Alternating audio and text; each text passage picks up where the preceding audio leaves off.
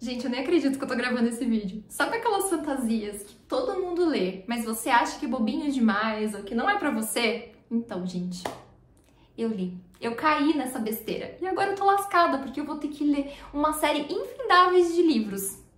É sobre isso, mas eu vou contar essa história direitinho pra vocês, porque hoje a gente vai finalmente falar sobre A Quarta Asa.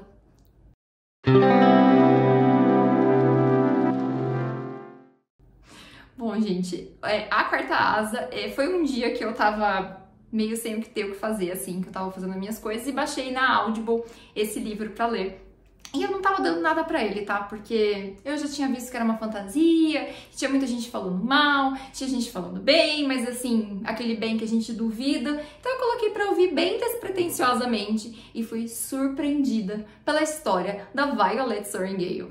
Bom, pra quem caiu de paraquedas sobre essa história aqui, a Violet Sorrengail, ela é filha da uma general, assim, super famosa ali na terra onde ela vive, que é Navarre. E essa general, ela é temida, né, pelas pessoas, principalmente pelos rebeldes, porque ela foi responsável por uma grande matança e ela assinou a sentença de morte de várias pessoas, então tem muita gente que tem raiva dessa general. E a Violet Sorrengail é a filha caçula aí. A gente tem a irmã dela, que é a Mira, que ela se tornou uma cavaleira. Então, o sonho da Violet era ser escriba. Então, ela queria aí ficar enfiada nos livros, nos arquivos de Navarre, ter uma vida mais tranquila, porque ela sempre foi muito inteligente, ela sempre gostou muito de ler, então ela não tem forças físicas, né? A Violet, ela é bem mais fraquinha do que a irmã, do que o irmão dela, que infelizmente ele morreu aí em uma batalha. Então, assim, a Violet, ela cresceu para ser escriba, então ela fez todo o treinamento para ser escriba. Só que teve um dia que a mãe dela decidiu que ela não ia ser escriba, porque o irmão dela morreu em batalha, porque a irmã dela mais velha, a Mira, ela tá como cavaleira, e ela tem que ser cavaleira também. Então ela vai entrar pro exército de Bascaia e vai ali ser cavaleira. Só que nesse mundo que a gente conhece em A Quarta Asa, eles não são cavaleiros de cavalos ou cavaleiros de um ser tradicional que a gente conhece, são cavaleiros de dragões, gente. E nesse mundo não são os humanos que ditam as regras, são os dragões que ditam as regras, porque quando uma pessoa se alista para fazer esse treinamento, para se alistar no exército de Bascaia, ela tem que passar por todo um treinamento. Ela já começa com um treinamento perigosíssimo, que é atravessar um parapeito, onde venta pra caramba e muitas pessoas já são eliminadas ali. Depois ela tem um treinamento físico mesmo, que ela tem que provar que ela é mais forte, e ela participa de uma cerimônia onde o dragão escolhe ela. Então, se os dragões acharem que ela não vale nada, ou que ela nunca vai conseguir ser uma cavaleira, ou que a vida dela não importa, eles simplesmente não escolhem e o cavaleiro vai tentando até que tenha algum dragão que queira ser o parceiro dele aí. Então a Violet, ela se vê nessa situação, tá? Então ela tem que passar por essas provas, ela tem que provar que ela é boa numa coisa que ela não quer ser, porque ela não quis ser cavaleira, ela quis ser escriba. E aí ela se vê nessa situação sendo obrigada a isso. Só que quando ela chega, ela consegue entrar nesse grupo militar aí de Bascaia, tem muitas pessoas que odeiam ela. Então tem uma galera ali que quer matar a Violet porque acha que ela é mais fraca, então ela seria mais fácil de ser eliminada e os dragões, ela não correria o risco de perder a oportunidade de ser um cavaleiro por causa da Violet. E outra parte são aqueles filhos de rebeldes que eles foram obrigados a se alistar em Bascaia e eles odeiam ela porque ela é filha da general, né, que foi a responsável por matar os pais deles. Então, assim, a Violet se vê num lugar onde ela realmente não tem amigos. Ou eles querem ela morta por uma questão de estratégia para ela não pegar o dragão deles, ou eles querem que ela morra porque é uma questão de vingança para a mãe dela. Então, estamos nessa situação aqui, tá, gente? E aí, é claro que a Violet passa por tudo isso, ela acaba desenvolvendo até uma relação amorosa com um dos mais importantes ali de militares, que é o Xaden Rhysand, né? Ele é um dos comandantes mais respeitados ali, e ele é um dos rebeldes, ele é um filho de um rebelde, então eles acabam desenvolvendo um romance, assim. Foi uma parte do livro que eu não curti tanto, eu acho que o romance é positivo, mas eu acho que tem algumas partes do romance que se tornaram um pouco repetitivas. Eu acho que essa é a minha única crítica à Quarta Asa, tá? Porque eu acho que o romance entre os dois em um determinado momento se tornou muito foco. Eu acho que tinha muita questão política, muita questão para se desenvolver que talvez foi deixado para trás. Eu espero que nos próximos vídeos, porque sim, gente, eu comprei o 3 e o 4, o 2 e o 3, tá? A Chama de Ferro e Tempestade de Ônix para ler, porque eu gostei muito da história, então eu só tirei um pontinho aí do romance, mas eu amei a história como um todo. E aí, gente, a gente tem essa situação, tá?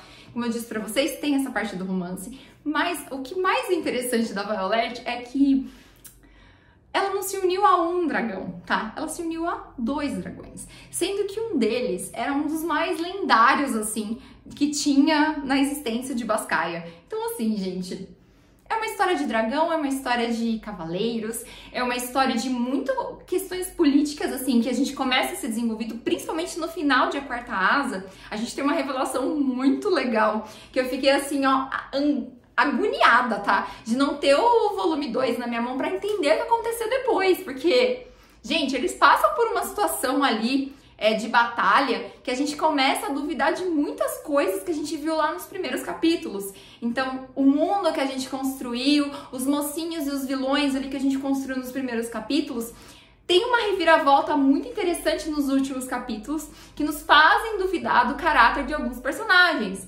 Então eu acho que essa sacada da autora, da Rebecca Yarros, ela foi muito legal. Me lembrou muito quando eu tava lendo Corte de Espinhos e Rosas. Vocês sabem que é minha fantasia favorita. Principalmente, né, Corte de Espinhos, no primeiro livro, a gente tem uma visão sobre os personagens. No segundo livro, a gente tem uma outra visão sobre esses personagens. Então, algo similar acontece na Quarta Asa, só que a diferença é que acontece no mesmo livro. Então, a gente constrói o caráter desses personagens até metade do livro. E ali pro final, temos uma revelação muito legal, muito importante, assim, pra história, que nos fazem duvidar do caráter de alguns personagens. Não sei como isso vai ser resolvido aí no livro 2. Mas assim, gente, pra mim foi um livro 4 estrelas e meia, tá? Eu tirei essa meia estrela aí porque eu acho que o romance entre o Xaden e a Violet foi demais, tá? Em algumas partes, assim. Eu acho que a gente já entendeu que eles tiveram romance, então beleza, passamos por essa situação. Eu acho que a autora, ela teve um momento na história que ela acabou focando demais nesse romance, que ela poderia focar em outras coisas, principalmente numa questão política que acontece em Bascaia, que seria muito interessante abordar essa questão política desse universo. Então talvez isso faltou um pouquinho, tá? Então, mas de 5 estrelas, eu dei 4 estrelas e meia, porque eu acho que a história vale muito a pena, tem muito potencial de crescimento, e eu tô assim, ó, muito esperançosa pra ver como esses personagens aí vão se desenvolver. Eu achei muito engraçado o apelido que o Xaden dá pra Violet. Violet, né, de violeta, ele deu como violência, porque embora ela seja toda magrinha, ela seja fraca, ela tá sempre na enfermaria, porque ela sempre sofre um acidente, quebra algum osso, quebra alguma coisa, ela é corajosa, né, e o fato dela ter estudado, assim, tipo, a vida inteira pra ser escriba, ela tem um conhecimento muito maior do que os oponentes, então às vezes ela não tem a força física pra lutar com esses oponentes durante os treinos, mas ela tem uma inteligência que ela consegue até driblar a regra em alguns momentos, assim. Então, gente, é isso, tá? Eu comecei essa história lá na Audible, eu ouvi o primeiro livro, eu gosto muito da Audible, já indiquei pra vocês em vários momentos lá no Instagram. Se você não me segue, me siga, @literário_trem, eu compartilho bastante das leituras por lá também. Então, esse foi um livro que eu li pela Audible, fazendo academia e tal, e eu gostei, tá? Eu gostei muito da história, eu me envolvi demais com os personagens, tanto que me fez comprar a trilogia. Olha que alegria, né? A gente tenta poupar dinheiro, ouvindo áudio e a gente acaba comprando os livros do mesmo jeito. Mas foi isso que aconteceu, tá, gente? Aproveitei aí o Prime Day da Amazon pra poder comprar esses livros. Eu não tenho eles aqui com ele pra poder mostrar pra vocês no vídeo, mas assim que eu tiver, vocês vão ver lá pelo Instagram.